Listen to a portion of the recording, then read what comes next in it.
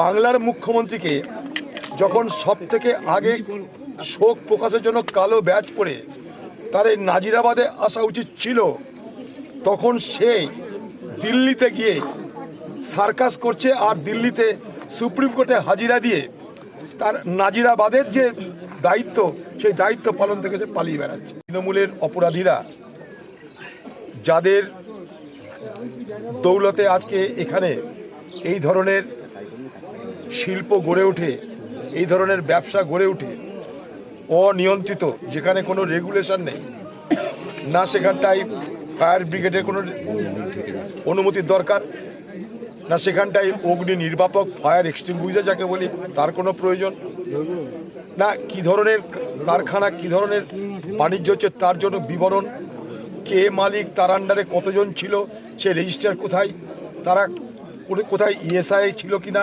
Insurance ছিল কিনা, তাদের এমপ্লয়মেন্ট রেজিস্টার কিনা, কিছু জানা নাই।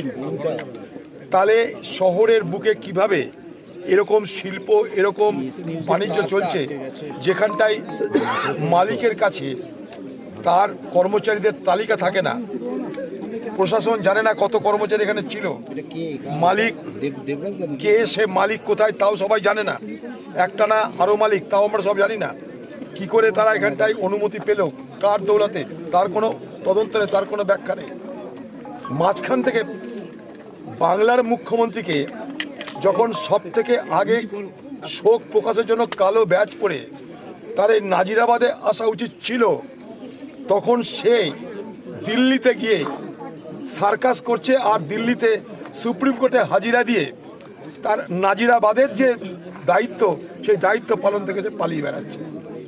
আচ্ছা, কোনো মানুষ বাংলার এটাকে সমর্থন করবেন যখন কলকাতার বুকে মুখ্যমন্ত্রী মমতা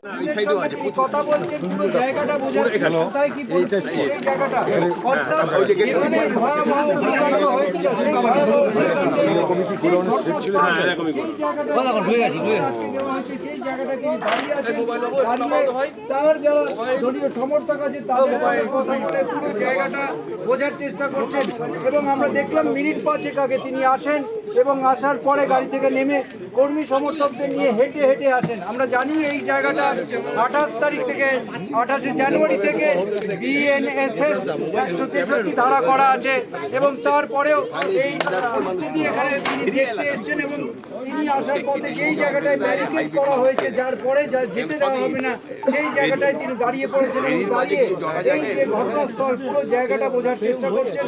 তার যা সহকারী রয়েছে তারা বোঝাচ্ছেন, পুরো দলের যারা অন্যান্য নেতৃত্ব তারা বোঝাচ্ছেন যে ঘটনাটা কি হয়েছিল এবং কোন কোন জায়গায় অভিযোগ হয়েছিল। সহকর্মী পার্থপ্রতিম রায় সেই দৃশ্য দেখাচ্ছে।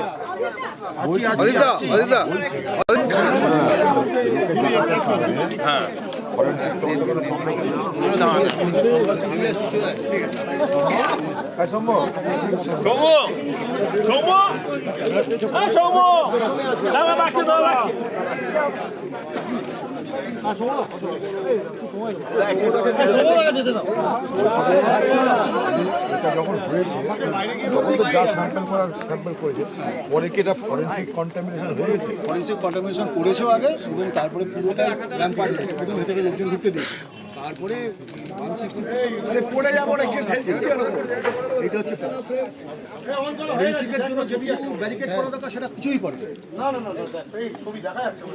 সবাই ঢুকেছে।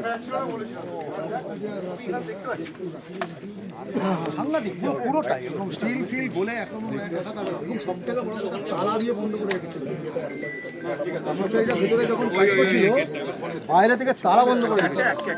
এই মানে একদম জ্বালিয়ে দেওয়া হয়েছে, যৌতুকগৃহের মতো জ্বালিয়ে দেওয়া হয়েছে, বাইরে থেকে বন্ধ করে দিচ্ছে। আরো ভালো ভালো খবর দেখতে সাবস্ক্রাইব করুন বাংলা হান্টের ইউটিউব চ্যানেল।